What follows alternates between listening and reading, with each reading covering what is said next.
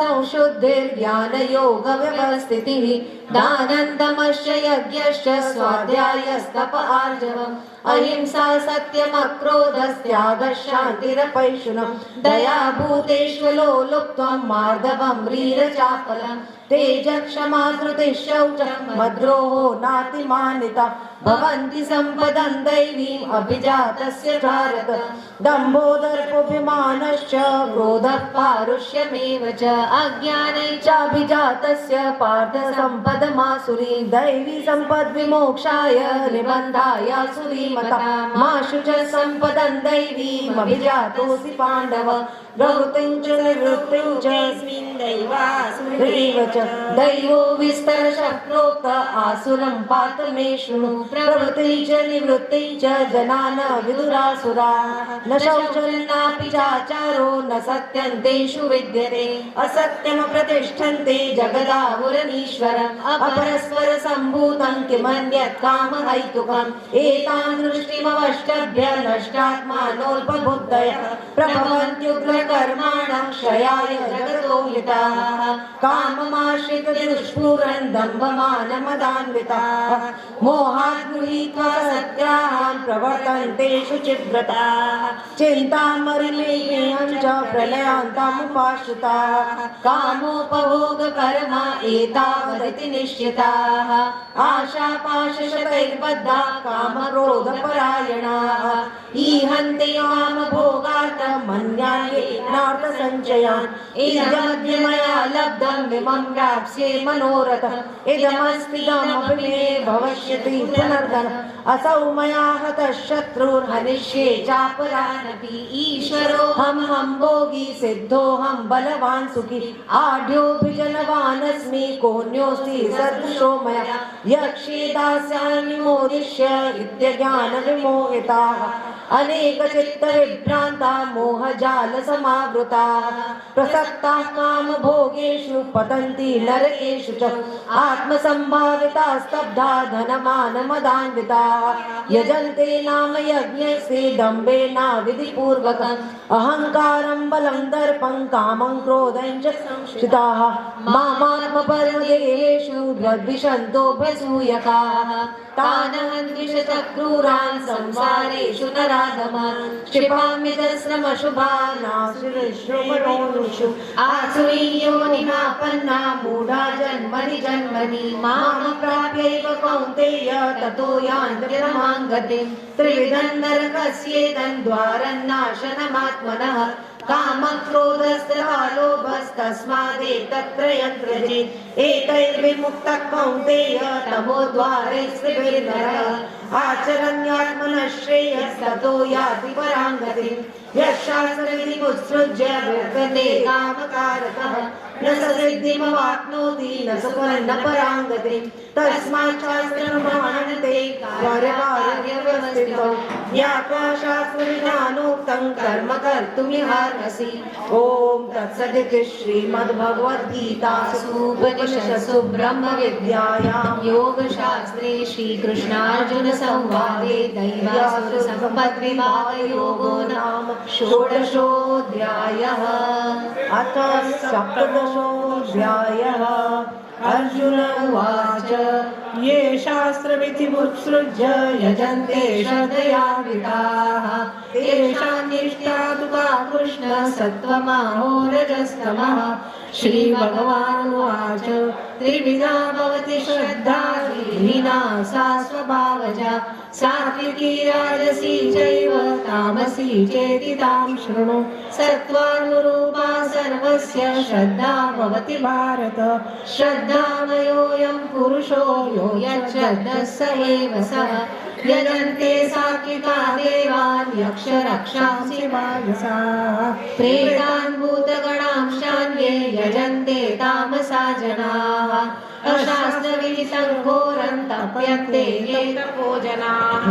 दम्भाहङ्कारसंयुक्ता कामरागबलान्विताः कर्षयन्तः शरीरस्थं भूतग्राममचेतसः मायि चैवान्तः शरीरस्थं तान् विद्यासुरनिश्चयान् आहारस्त्व सर्वस्य त्रिविधो भवति प्रियः यज्ञस्तपस्तथा दानं तेषां वेदमिमं शृणु आयुः सत्त्वबलारोग्य सुखप्रीतिविवर्धनाः रस्या स्निग्धा स्थिरारुद्या आहारा सात्विकप्रियाः कट्वं लवणात्युष्ण तीक्ष्णरूक्षविदाहिनः आहारा राजसस्येष्टा दुःखशोकामयप्रदाः यातयामङ्गतरसम्पूतिपर्युषितैः च यत् उच्छिष्टमपि चामेद्यं भोजनं तामसप्रियम् अफलाकाङ्क्षिभिर्यज्ञो विधिदृष्टो य युज्यते यष्टव्यवेति मनः समाधाय स सात्विकः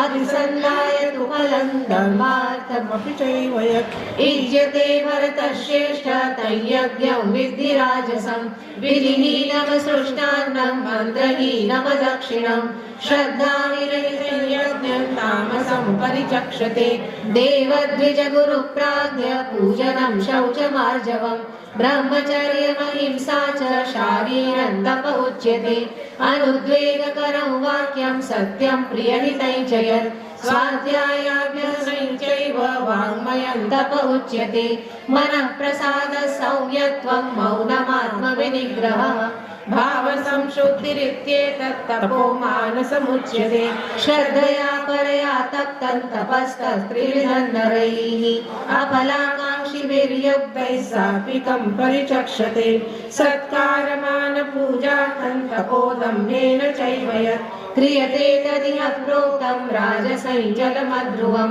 मूढग्राहेणात्मनो यत्पीडया क्रियते तपः परस्योत्सादनार्थं वा तत्तामसमुदाहृतं दातव्यमिति यद्दानं दीयतेऽनुपकारिणे देशे काले च पात्रे च तद्दानं सात्विकं स्मृतं यत्तु प्रत्युपकारार्थं फलमुद्दिश्य वा पुनः दीयते च परिक्लिष्टं तद्दानं राजसं स्मृतम् अदेशकाले यद्दानं पात्रेभ्यश्च दीयते असत्कृतमवज्ञातं तत्तामसमुदाहृतम् ॐ तत्सदिति निर्देशो ब्रह्मणस्त्रिविधः स्मृतः ब्राह्मणास्तेन वेदाश्च यज्ञाश्च विहिताः पुरा तस्मादो विद्युदारुत्य यज्ञदानतपक्रियाः प्रवर्तन्ते विधानोता सततं ब्रह्मवादिनाम् तदित्यनविसन्धाय फलं यज्ञतपक्रियाः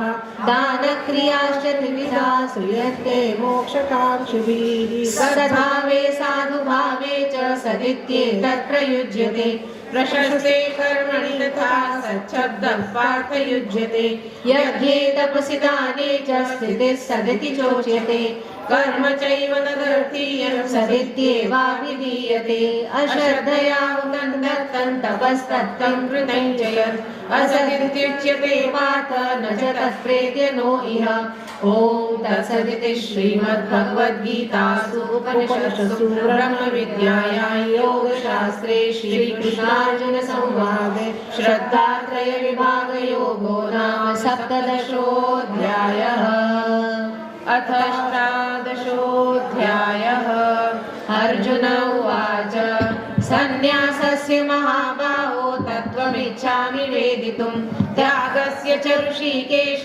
पृथक् केशिनिषूदन श्रीभगवानुवाच काम्यानां कर्मणान्यासं सन्न्यासं कवयो विदुः सर्वकर्मफलत्यागं प्राहुस्त्यागं विचक्षणाः त्याज्यं दोषमदित्येके कर्म प्राहुर्मनीषिणः यज्ञदानतपः कर्म न त्याज्यमिति चापरे निश्चयं शृणु मे तत्र त्यागे भरतसत्तम त्यागो हि पुरुषव्याघ्रत्रिविधः सम्प्रकीर्तितः यज्ञदानतपः कर्म न त्याज्यं कार्यमेव तत् यज्ञोदानं तपश्चैव पावनानि मनीषिणाम् एतान्यपि तु कर्माणि सङ्गं त्यक्त्वा फलानि च कर्तव्यानीति मे पार्थ निश्चितं किञ्चितं मतमुत्तमं नियतस्य तु सन्न्यासः कर्मणो नोपपद्यते तामसः परिकीर्तितः दुःखमित्येव यत्कर्म कायक्लेशभयाच्यते स कृत्वा राजसन्त्यागं नैव त्यागफलं लभेत् कार्यमित्येव यत्कर्म नियतं क्रियते अर्जुन सङ्गं त्यक्त्वा फलैश्चैव स त्यागः सात्विको मतः न द्वेषकुशलं कर्म कुशलेनानुषज्यते त्यागी सत्त्वसमाविष्टो मेधावी छिन्नसंशयः नैतेव वृथा शक्यं त्यक्तुं कर्माण्यशेषतः यस्तु कर्मफलत्यागी स त्यागीत्यभिधीयते अनिष्टमिष्टं मिश्रं च त्रिविधं कर्मणः फलं भवत्यागिनां प्रेत्य न तु सन्न्यासिनां पठेत् वैचैतानि महाबाहो कारणानि निबोधने साङ्ख्ये कृतान्ते प्रोक्तानि सिद्धये सर्वकर्मणाम् अधिष्ठानं तथा कर्ता करणैः च पृथग्विधं विविधाश्च पृथक् चेष्टा दैवं चैवात्र पञ्चमम् कर्म प्रारभते नरः न्यायं वा विपरीतं वा पञ्चैते तस्य हेतवः तत्रैवं सति कर्तारम् आत्मानं केवलं तुयः पश्यत्यकृतबुद्धित्वान् न स पश्यति दुर्मतिः यस्य नाहं कृतो भावो बुद्धिर्यस्य न लिप्यते हत्वापि स इमान् लोकान् न हन्ति न निबध्यते ज्ञानैक्येयं परित्यागात् द्विविधा कर्मचोदना करणं कर्म कर्तेति त्रिविधः कर्मसङ्ग्रहः ज्ञानं कर्म च कर्ता च त्रिधैव गुणभेदतः रोचते गुणसङ्ख्याने यथावत् शृणुतान्यपि सर्वभूतेषु येनैकं भावमव्ययमीक्षते अविभक्तं विभक्तेषु तज्ज्ञानं विद्धि सात्विकं पृथक्त्वेन तु यज्ज्ञानं नानाभावान् पृथग्विधान् वेत्ति सर्वेषु भूतेषु तज्ज्ञानं विद्धि राजसं यत्तु कृत्स्नवदेकस्मिन् कार्ये सक्तमहैतुकम् अतत्त्वार्थवदल्पं च तत्तामसमुदाहृतं नियतं सङ्गरहितं रागद्वेषतः कृतम् अफलप्रेप्सुना कर्म यत्तत् सात्विकमुच्यते यत्तु कामेप्सुना कर्म साहङ्कारेण वा पुनः क्रियते बहुलायासं तद्राजसमुदाहृतम् अनुबन्धं क्षयं हिंसां मनवेक्ष्य च पौरुषं मोहादारभ्यते कर्म यत्तामसमुच्यते मुक्तसङ्गो न मौवादी धृत्युत्साहसमन्वितः सिद्ध्यसिद्ध्योर्निर्विकारः कर्ता सात्विक उच्यते रागी कर्मफलप्रेप्सुर्लुब्धो हिंसात्मको शुचिः हर्षशोकान्वितः कर्ता राजसः परिकीर्तितः अयुक्तः प्राकृतस्तब्धः शठो नैष्कृतिकोलसः विषादी दीर्घसूत्री च कर्ता तामस उच्यते बुद्धिर्वेदङ्कृतेश्चैव गुणतस्त्रिविधं शृणु रोच्यमानमशेषेण पृथक्त्वेन धनञ्जय प्रवृत्तिं च निवृत्तिं च कार्याकार्ये भयाभये बन्धं मोक्षं च या वेत्ति बुद्धिः सा पार्थ सात्विकी यया धर्ममधर्मं च कार्यं चाकार्यमेव च अयथावत् प्रजानाति बुद्धिः सा पार्थ राजसी अधर्मं धर्ममिति या मन्यते तमसा वृता सर्वार्थान् विपरीतांश बुद्धिः सा पार्थ तामसी धृत्या यया धारयते मनः प्राणेन्द्रियक्रियाः योगिना व्यभिचारिण्या धृतिः सा पार्थ सात्विकी यया तु धर्मकामार्थान् धृत्या धारयते अर्जुन प्रसंगेन फलाकांक्षी धृतिः सा पार्थ राजसी यया स्वप्नं भयं शोकं विषादं मदमेव च न विमुञ्चति दुर्मेधा धृतिः सा पार्थ तामसी सुखं त्विदानीं त्रिविधं शृणु मे भरतर्षभ अभ्यासाद्रमते यत्र दुःखान्तं च निगच्छति यत्तदग्रे विषमिव परिणामे मृतो यथोपमं तत्सुखं सात्विकं प्रोक्तमात्मबुद्धिप्रसादजं विषयेन्द्रियसंयोगात्यर्थतद्रेतोपमं परिणामे विषमिव तत्सुखं राजसंस्कृतं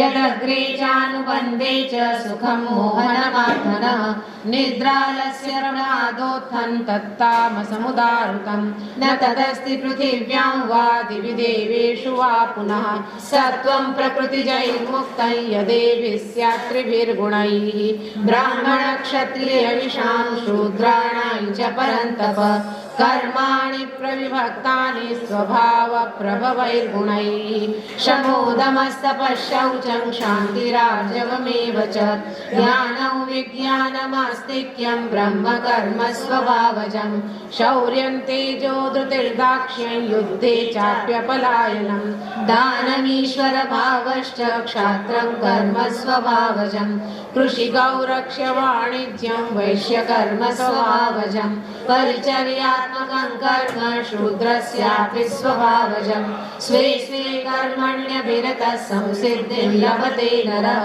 स्वकर्मनिरतः सिद्धिं यथा विन्दति तच्छृणु यतः प्रवृत्तिर्भूतानां येन सर्वमिदं ततं स्वकर्मणा तमभ्यर्च्य सिद्धिं विन्दति मानवः श्रेयान् स्वधर्मो विगुणः परधर्मात् स्वनुष्ठितात् स्वभावनियतं कर्म कुर्वन्नाप्नोति किल्बिषं सहजं कर्म कौन्तेय सदोषमपि न त्यजेत् सर्वारम्भा हि दोषेण धूमेनाग्निरिवावृताः असक्तबुद्धिः सर्वत्र जितात्मा विगतस्पृहः नैष्कर्म्य सिद्धिं परमां सन्न्यासेनाधिगच्छति सिद्धिं प्राप्तो यथा ब्रह्म तथाप्नोति निबोध मे समासेनैव कौन्तेय निष्ठा ज्ञानस्य या परा बुद्ध्या शुद्धया युक्तो श्रुत्यात्मानं नियम्य च शब्दादीन् विषयान् त्यक्त्वा रागद्वेषौभ्युदस्य च विविक्तसेवी लघ्वाशी यतवा कायमानसः ध्यानयोगपरो नित्यं वैराग्यं समुपाश्रितः अहङ्कारं बलं दर्पं कामं क्रोधं परिग्रहं विमुच्य निर्ममः शान्तो ब्रह्मभूयाय कल्पते ब्रह्मभूतः प्रसन्नात्मा न शोचति न काङ्क्षति समः सर्वेषु भूतेषु मद्भक्तिं लभते परां भक्त्या मामभिजानाति यावान्यश्चास्मि तत्त्वतः ततो मां तत्त्वतो ज्ञात्वा विशते तदनन्तरं सर्वकर्माण्यपि सदा कुर्वाणो मद्वपाश्रयः मत्प्रसादादवाप्नोति शाश्वतं पदमव्ययम् चेतसा सर्वकर्माणि मयि सन्न्यस्य मत्परः बुद्धियोगमुपाश्रित्य मच्चित्तः सततं भव मच्चित्तः सर्वदुर्गाणि मत्प्रसादात् तरिष्यसि च अथेत्वमहङ्कारान् न श्रोष्यसि विनङ्क्ष्यसि यदहङ्कारमाश्रित्य न योत्स्य इति मन्यसे मिथ्यैष व्यवसायस्ते प्रकृतिस्त्वान्नियोक्ष्यति स्वभावजेन कौन्तेय निबद्धस्वेन कर्मणा कर्तुं नेच्छसि यन्मोहात् करिष्यस्य वशोऽपि तत् ईश्वरः सर्वभूतानां हृद्देशेऽर्जुन तिष्ठति भ्रामयन् सर्वभूतानि यन्त्रारूढानि मायया तमेव शरणं गच्छ सर्वभावेन भारत तत्प्रसादात् परां शान्तिं स्थानं प्राप्स्यसि शाश्वतम् इति ते ज्ञानमाख्यातं गुह्यात् गुह्यतरं मया विमृश्यैतदशेषेण यथेच्छसि तथा कुरु सर्वगुह्यतमं भूय शृणु मे परमं वचः इष्टोऽसि मे दृढमिति ततो वक्ष्यामि ते हितं मन्मना भव मद्भक्तो मद्याजी मां नमस्कुरु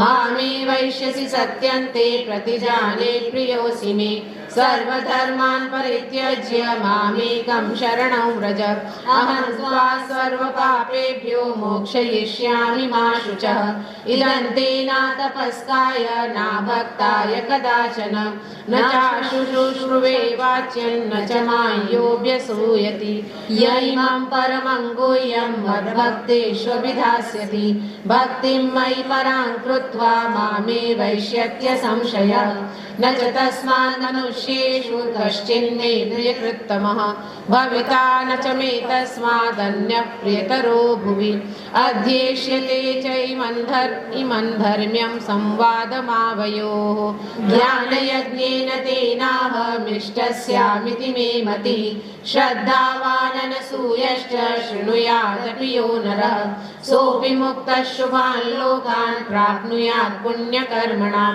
कच्चिदेतत् श्रुतं पार्थ त्वयैकाग्रेण चेतसा कच्चिदज्ञानसम्मोहः प्रनश्यते धनञ्जय अर्जुन उवाच नष्टो मोहस्मृतिर्लब्धा त्वत्प्रसादान् मयाच्युत स्थितोऽस्मि गतसन्देहः करिष्ये वचनं तव सञ्जय उवाच इत्यहं वासुदेवस्य पार्थस्य च महात्मनः संवादमिममश्रौषमद्भुतं रोमहर्षणं व्यासप्रसादात् श्रुत्वा नेहद्गुह्यमहं परं योगं योगेश्वरात् कृष्णात् साक्षात् कथयत स्वयं राजन् संसृत्य संवादमिममद्भुतं केशवार्जुनयोः पुण्यं हृष्यामि च मुहुर्मुहुः तच्च संसृत्य रूपमत्यद्भुतं हरेः विस्मयो मे महान् राजन् हृष्यामि च पुनः पुनः यत्र योगेश्वरः कृष्णो यत्र पार्थो धनुर्धरः तत्र श्रीर्विजयो भूतिर्ध्रुवा नीतिर्मतिर्मम यत्र योगेश्वरः कृष्णो यत्र पार्थो धनुर्धरः तत्र श्रीर्विजयो भूतिर्ध्रुवा नीतिर्मतिर्मम यत्र योगेश्वरः कृष्णो यत्र पार्थो धनुर्धरः तत्र श्रीर्विजयो भूतिर्ध्रुवा नीतिर्मतिर्मम ओम तत्सदिति श्रीमद्भगवद्गीतासूपनिषत्सु ब्रह्मविद्यायां योगशास्त्रे श्रीकृष्णार्जुन संवादे मोक्षसंन्यासयोगो नामाष्टादशोऽध्यायः। ओम श्रीकृष्णार्पणमस्तु।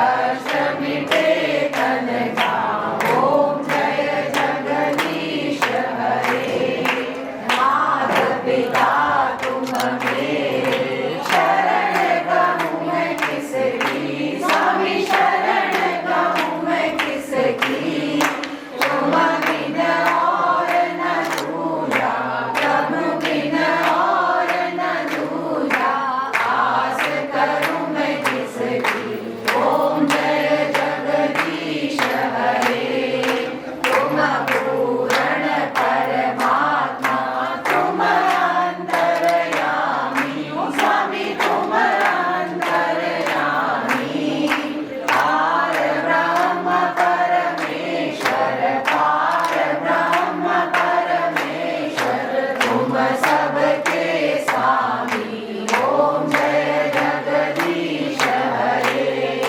तुम करुणा के सागर, तुम पालन करता, स्वामी तुम पालन करता। मैं मूरख फल कामी, मैं सेवक तुम स्वामी, कृपा करो भरता। ओम जय जगदीश हरे। तुम हो एक अगोचर, सबके प्राणपति, स्वामी सबके प्राणपति। किस विध मिलो दयामय, किस विध मिलो दयामय, तुमको मैं। ओम जय जगदीश हरे। दीन बंधु दुख हरता, तुम ठाकुर मेरे, स्वामी तुम रक्षक मेरे। अपने हाथ उठाओ, अपने शरण लगाओ, द्वार पड़ा तेरे। ओम जय जगदीश हरे। विषय विकार मिटाओ, पाप हरो देवा, स्वामी कष्ट हरो देवा। श्रद्धा भक्ति बढ़ाओ, श्रद्धा प्रेम बढ़ाओ, संतन की सेवा। ओम जय जगदीश हरे। धन मन धन सब कुछ है तेरा, स्वामी सब कुछ है तेरा। तेरा तुझको अर्पण, तेरा तुझको अर्पण, क्या लागे मेरा। ओम जय जगदीश हरे।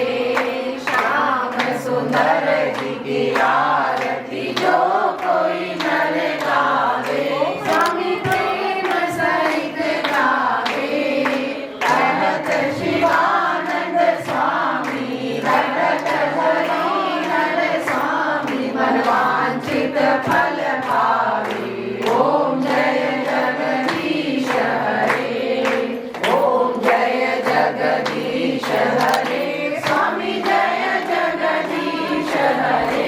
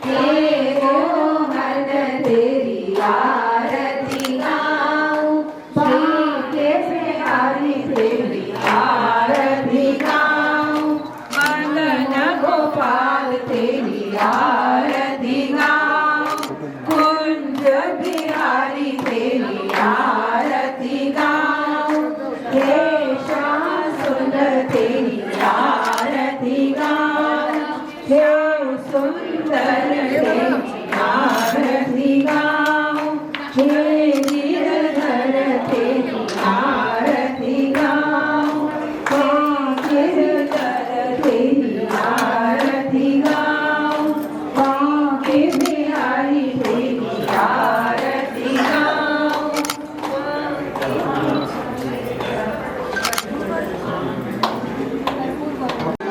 हृदयारविंदे भवं भवानी सहितं नमामि, भवं भवानी सहितं नमामि।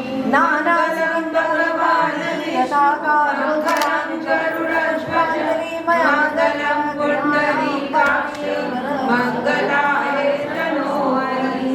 सर्वमङ्गलमाङ्गल्ये शिवे सर्वार्थसाधिके शरण्ये त्र्यम्बके गौरी नारायणि नमोऽस्तुते। त्वमेव माता च पिता त्वमेव बन्धुश्च सखा त्वमेव, त्वमेव विद्या द्रविणं त्वमेव, त्वमेव सर्वं मम देव देव। त्वमेव साचा मनसेन्द्रियैर्वा बुद्ध्यात्मना वा प्रकृतिर्मयेति समर्पयामि, नारायणायेति समर्पयामि। अच्युतं केशवं श्रीरामनारायणं दानवानोदरं वासुदेवं हरे श्रीधरं माधवं गोपिकावल्लभं जानकीनायकं रामचन्द्रं भजे। हरे राम राम राम हरे हरे, हरे कृष्ण कृष्ण कृष्ण हरे हरे, हरे राम राम राम हरे हरे, हरे कृष्ण कृष्ण कृष्ण हरे हरे, हरे राम राम राम हरे हरे, हरे कृष्ण कृष्ण कृष्ण हरे हरे, हरे राम हरे कृष्णा। पहले तो पूरे भागवत रसिक कुटुंब को बहुत बहुत बधाई, इतना सुंदर आप लोगों ने आयोजन किया। और वैसे कल मेरा इंट्रोडक्शन हो गया। मैं डॉक्टर जय महेश्वरी और जयश्री का बड़ा भाई, जयपुर में ऑर्थोपेडिक सर्जन हूँ। तो आज आप लोगों का एक आइटनरी में बहुत ही सुंदर प्रोग्राम है गोवर्धन परिक्रमा का। तो वैसे आप सब लोग मुझसे ज़्यादा नॉलेजेबल हैं इस फील्ड में, लेकिन मुझे थोड़ी बहुत, क्योंकि मैं फ्रीक्वेंटली गोवर्धन जी आता रहता हूँ और शायद आप लोग भी कई बार परिक्रमा कर चुके हैं। तो गोवर्धन जी के बारे में दो बातें हैं बहुत इम्पोर्टेंट, कि एक तो वो भगवान के सबसे बड़े भक्त हैं और दूसरे वे भगवान स्वरूप हैं। और वो इस लोक के हैं ही नहीं, वो आए हैं गोलोक से, यहाँ पर आए हैं। तीन चीज़ें ऐसी हैं जो राधा जी ने शर्त रखी थी, ये वैसे आप सबको पता है, फिर भी मैं फटाफट 5 मिनट और लूँगा। तो भगवान ने राधा जी को गोलोक में कहा कि अपने को अब नीचे चलना और वापस अपनी लीलाएं करनी है। तो उन्होंने 3 शर्त रखी कि एक तो यमुना जी जाएंगी नीचे, एक व्रजधाम जाएगा और तीसरा गोवर्धन। अगर ये 3 होंगे तो मैं चलूँगी। तो भगवान ने कहा इन तीनों की मैंने पहले व्यवस्था कर दी है और ये तीनों ऑलरेडी नीचे जा चुके हैं। तो गोवर्धन जी के नीचे आने के पीछे एक छोटी सी कथा है जो गर्ग संहिता में है, कि पुलस्त ऋषि थे जो काशी में थे। तो काशी के अंदर बहुत सुंदर सुंदर नदियाँ थी, तो उनके मन में आया कि मुझे एक बहुत सुंदर पर्वत भी चाहिए, काशी में पर्वत नहीं है। तो वो ऊपर एक शामली द्वीप है, वहाँ आए, वहाँ पर उन्होंने गोवर्धन पर्वत को देखा। ये सतयुग की बात है। तो उन्हें बहुत सुंदर लगा पर्वत, इतने सुंदर झरने, चिड़ियाँ, हरा भरा सब कुछ। तो उन्होंने जो गोवर्धन जी के पिता थे द्रोणाचल, उनसे कहा कि भाई मैं इसको नीचे लेके जाऊंगा, काशी में स्थापित करूंगा। तो द्रोणाचल जी की बिल्कुल इच्छा नहीं थी, गोवर्धन जी की भी इच्छा नहीं थी, क्योंकि वो भगवान कृष्ण के लीलाओं में पार्ट लेना चाहते थे। उन्होंने एक शर्त रख दी कि मैं आपके साथ, क्योंकि बहुत बड़े ऋषि थे, आपके साथ चलूंगा, लेकिन जहाँ आपने मुझे रख दिया मैं वहीं रुक जाऊंगा, उसके बाद मैं फिर नहीं बढ़ूंगा आगे। तो उन्होंने शर्त मान ली। दाहिने हाथ में उनको लेके वो निकले वहाँ से, और जैसा भगवान चाहते थे देववश जब वो ब्रजधाम क्रॉस कर रहे थे तो उन्हें लघु शंका हुई। तो उन्होंने लघु शंका के लिए उनको नीचे रखा, दोबारा जब उठाया तो वो हिले ही नहीं। तो उनका आपने मैंने शर्त रखी थी कि मैं नहीं हिलूंगा तो नहीं हिलूंगा, तो शर्त भी थी, लेकिन वो उनकी चालाकी समझ गए तो पुलस्त ऋषि को क्रोध भी आया। तो उन्होंने गोवर्धन को श्राप दिया कि रोज एक मस्टर्ड सरसों के दाने के बराबर तुम घिसते जाओगे। तो जब गोवर्धन पर्वत व्रज में आए थे तो 16 मील उनकी हाइट थी, 16 माइल्स ऑलमोस्ट। आप देखो 20 किलोमीटर ऊंचे थे, और अब इतने सालों में सतयुग से अब यहाँ तक कलयुग तक आते आते वो घिस के इतना कम रह गए। और शास्त्रों में लिखा है कि जैसे जैसे अगले 10-10 हजार साल जब कलयुग को पूरे हो जाएंगे तो गोवर्धन पर्वत यहाँ से विलुप्त हो जाएंगे। तो गोवर्धन पर्वत में करीब 21 किलोमीटर की पदयात्रा है, और जिसमें एक बड़ी पदयात्रा है जो 11.5 किलोमीटर की है, जिसे गोवर्धन की यात्रा कहते हैं, और दूसरी राधा कुंड है जो 9.5 किलोमीटर है। तो क्योंकि आप लोग व्हीकल से करेंगे, 2 रास्ते हैं उसे करने के। एक तो पक्का रास्ता है जिसमें अपने रिक्शा वगैरह जाते हैं, एक कच्चा रास्ता है जो पैदल करना पड़ता है। कच्चा रास्ता एकदम पर्वत के पास से जाता है, व्हीकल वाला उसके चारों तरफ से जाता है। तो मैंने जयश्री को एक मैसेज भेजा है, शायद उसने ग्रुप पे डाल दिया होगा। तो करीब टोटल 10 से 12 ऐसी जगह हैं जो अपने को मस्ट विजिट है, आप रिक्शे वाले को बोल करके। और मैंने कोशिश की है कि उसी ऑर्डर में हो जो सबसे पहले आती है, और चालू होते ही वो जनरली मिस हो जाती है। राधा जी के जो पद चिन्ह है वो है वहाँ पर, वो जैसे ही परिक्रमा चालू होगी राइट साइड में है, तो राधा जी के चिन्ह है। थोड़ा सा और आप आगे चलोगे लेफ्ट में बहुत सुंदर इस्कॉन का टेम्पल है। 5-10 मिनट लगते हैं, थोड़ा सा अंदर जाना पड़ता है, बट मेन रोड पे है। वहाँ उन्होंने गिरिराज जी से ही भगवान की मूर्ति बना रखी है, वो आपको करना चाहिए। उसके जस्ट बाद आन्योर करके एक जगह आती है, ये वो जगह है जहाँ पर एक्चुअल अन्नकूट हुआ था, जो हम दिवाली के अगले दिन मनाते हैं। तो आन्योर इसलिए हुआ कि भगवान ने जब लोगों को, फिर भी क्या ब्रिजवासियों को बड़ा संशय था कि इतना छोटा सा बच्चा कह रहा है कि गोवर्धन की पूजा करो, तो भगवान ने खुद ने गोवर्धन के बराबर रूप वहीं धारण किया। और ये वैसे आप सब लोग जानते हैं 10वें चैप्टर के 24वें अध्याय में और 35 और 36 जो श्लोक है उसमें भगवान यही कहते हैं कि ये गोवर्धन नहीं है, मैं हूँ। और गोवर्धन के बराबर उन्होंने पूरा वो लिया। तो वो अन्य और वो जगह थी। अगर आप अंदर से कच्चे रास्ते में जाते हैं तो एक एरिया अलग से है जिसे अन्नकूट क्षेत्र कहते हैं। उससे आप आगे जाएंगे तो संकर्षण कुंड आएगा। तो ये जैसा नाम बता रहा है, यहाँ जो वज्रनाभ है प्रपौत्र उनके कृष्ण जी के, उनको वहाँ पर दाऊ जी की एक मूर्ति मिली थी उस कुंड में, तो उसका नाम संकर्षण कुंड है। अगर बहुत टाइम हो तो अंदर दाऊ जी का बहुत सुंदर मंदिर है, वहाँ कुंड में अंदर जाके उसको अपन देख सकते हैं। इससे थोड़ा सा आगे चलेंगे, एक जगह आएगी पूछड़ी का लोटा। तो पूछड़ी इसलिए बोलते हैं क्योंकि पूरे गोवर्धन का जो इनिशियल शेप था वो एक उसकी तरह था, मोर की तरह, और ये आखिरी में उसकी पूंछ थी। और लोटा इसलिए बोलते हैं कि जब अक्रूर जी युद्ध के लिए वहाँ उनको लेने गए थे, कंस से लड़ाई के लिए लेने आए थे यहाँ पर, तो अक्रूर जी तो उन्हें रथ में ले जा रहे थे और भगवान का एक वो था सखा था, उसका नाम था लोटा। तो उसने भगवान के लिए बहुत सुंदर व्यंजन बनाए। तो उन्होंने दूर से देखा कि भगवान मैं तो व्यंजन लेकर हूँ, कब आओगे? बोले बस मैं गया 2 दिन में वापस आता हूँ। और वो जगह थी, वो दिन था, उस दिन से लोटा वहीं पर भगवान का वेट कर रहा है। तो पूछड़ी उस जगह की पूंछ है और लोटा उस भक्त का नाम है। अब खास बात यह है कि उनका जो श्रृंगार है हमेशा हनुमान जी की तरह होता है। तो दूर से आपको लगेंगे जैसे हनुमान जी का मंदिर है, और ब्रिजवासी उसे हनुमान जी का ही रूप मानते हैं, पूछड़ी का लोटा को। और ये इंसिडेंटली पूरे उसमें एक ऐसा एरिया है जो राजस्थान के बॉर्डर में आता है, बाकी पूरी जो परिक्रमा है वो यूपी के बॉर्डर में आती है। पूछड़ी के लोटा के बाद आप जाएंगे तो फिर आएगा यतिपुरा। यतिपुरा का यति का मतलब होता है संत, और इस जगह का नाम पड़ा माधवेंद्र पुरी, एक बहुत बड़े संत थे, तो उन्होंने यहीं पर बैठ के तपस्या की थी, इसलिए इसका नाम पड़ा यतिपुरा। यतिपुरा की एक और बहुत इंपॉर्टेंट 3 जगह आपको मुखारविंद मिलेंगे यहाँ पर। एक तो आप जहाँ चालू करोगे दान घाटी बोलते हैं उसको, तो दान घाटी इसलिए बोलते हैं क्योंकि यहाँ पर जब गोपियाँ जाया करती थी राधा जी और तो कृष्ण और उनकी सखा बैठ के उनसे टैक्स लिया करते थे, दान, कि तुम लोग यहाँ से जा रहे हो अपना सामान बेचने, तो हमें यहाँ पर दान दो। तो वहाँ पर उनका मुखारविंद है। लोकल जो ब्रज के लोग हैं वो उसे एक्चुअल मुखारविंद मानते हैं। और जो जतिपुरा में बहुत सुंदर मुखारविंद है, वो लोग जो वल्लभाचार्य संप्रदाय के लोग हैं वो लोग उसको मुखारविंद मानते हैं, और बैठक भी है वल्लभाचार्य की। जतिपुरा से आगे जाएंगे तो गोवर्धन पूरा हो जाएगा आपका। फिर आपकी चाल होगी राधा कुंड की। तो राधा कुंड के अंदर सबसे पहले जो देखने लायक जगह आएगी वो है उद्धव कुंड। तो उद्धव जी का आप सबको पता है, आप लोग उद्धव गीता पढ़ा ही रहे हैं। जब वो भगवान चले गए उसके बाद उनका एक स्वरूप तो गया बद्रिक आश्रम में, और उद्धव जी को बहुत पहले भगवान ने 2 मिनट और लूंगा, बस ज़्यादा नहीं है। तो उद्धव जी को भगवान ने सबसे पहले जब गोपियाँ बहुत विरह में थी तो उद्धव जी को भेजा कि तुम जाओ इनको भक्ति, इनको ज्ञान दे के आओ। तो उद्धव जी यहाँ आए तो जब उन्होंने गोपियों की भक्ति देखी वो सोचे कि इनको मैं क्या ज्ञान दूंगा, ये मुझे ज्ञान देंगे। तो एक ब्रज में बहुत फेमस एक छोटी सी उनकी लोकोक्ति है कि ऊधो हो गयो सूधो, और सुन गोपिन की बात, और ज्ञान बन गयो झुंझुनी, नहीं गुण सुन गोपिन के बोल, ज्ञान बन गयो झुंझुनो, भक्ति बन गई ढोल। मतलब वो ज्ञान देने आया था, उसका झुंझुना लग रहा था उनकी भक्ति के सामने। तो उसने भगवान को आके ये कहा कि प्रभु मैं चाहता हूँ कि गोपियों की जो पैरों की रज है वो हमेशा मेरे सिर पे टच करे।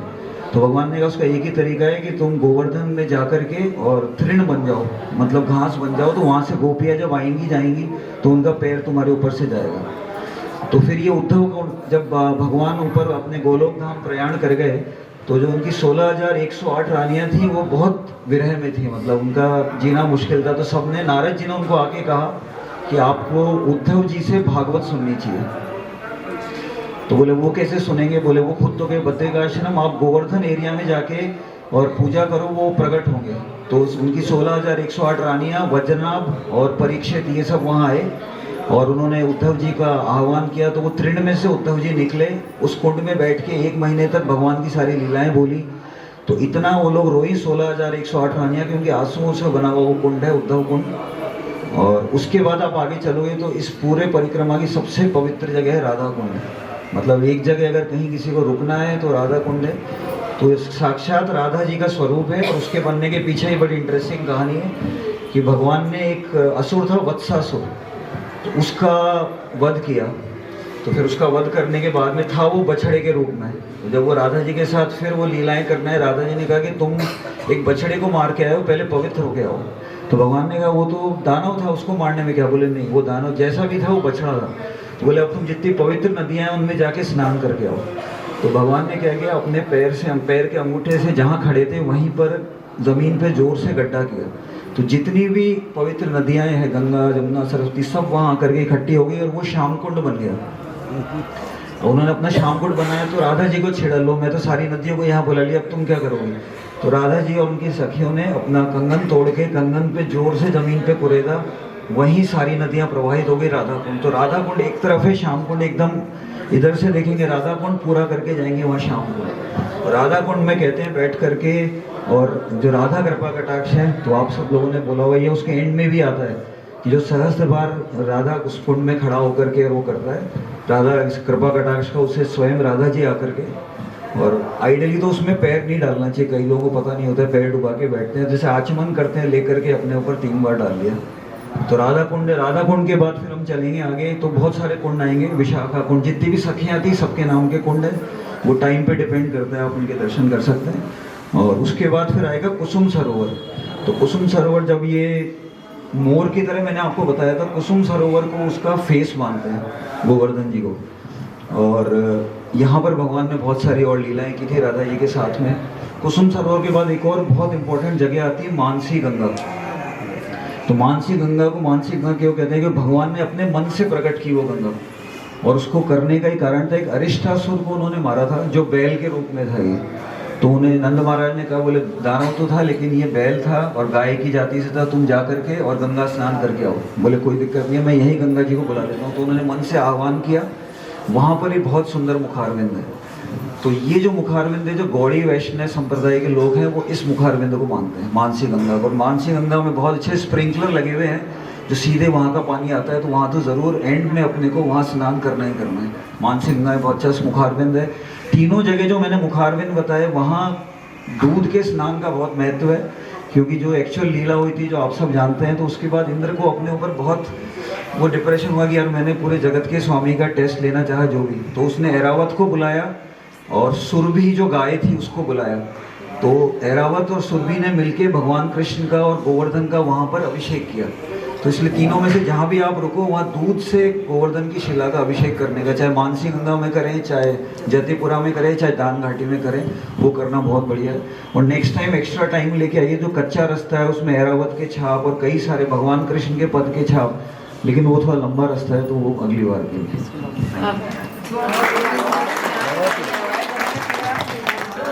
तो वृंदावन अपने घर के बारे में एक चीज और सुनी हमने कि जिस समय लंका में जा रहे थे रामचंद्र जी, उस समय पुल बना रहे थे, तो लोग ये बानर भालू जो है पत्थर उठा के ला रहे थे। तो जब पुल का काम पूरा हो गया तो उन्होंने कहा था जहाँ जो ये पत्थर है वो वहीं रख दो, अब नहीं लाने से। तो ये हनुमान जी वहाँ से ला रहे थे पत्थर हिमालय पर्वत पर से उठा के गोवर्धन जी का। तो जब आवाज़ आई तो उन्होंने वहीं रख दिया। तो उन्होंने कहा भाई मैं तो तेरे को श्राप दूंगा, मैं तो भगवान के चरणों में जाना था, पहले जो मेरे को यही रख दिया, मैं तो तेरे को श्राप दूंगा। तो बोले मैं रामचंद्र जी से पूछ के जब आपको बताता हूँ क्या है तो क्या करना है।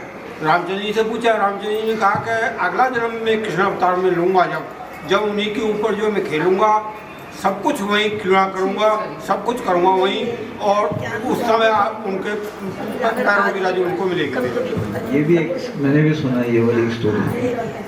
और जो वृंदावन वाली परिक्रमा है तो ये 12 किलोमीटर की है, और ये जो अपना इस्कॉन टेम्पल है उसके जस्ट बगल में एक राम बलराम पेड़ है, जो कहते हैं भगवान कृष्ण बलराम पेड़ है, वहीं वो लोग खूब खेला करते, लीलाएँ करते, वहाँ से स्टार्ट होती है।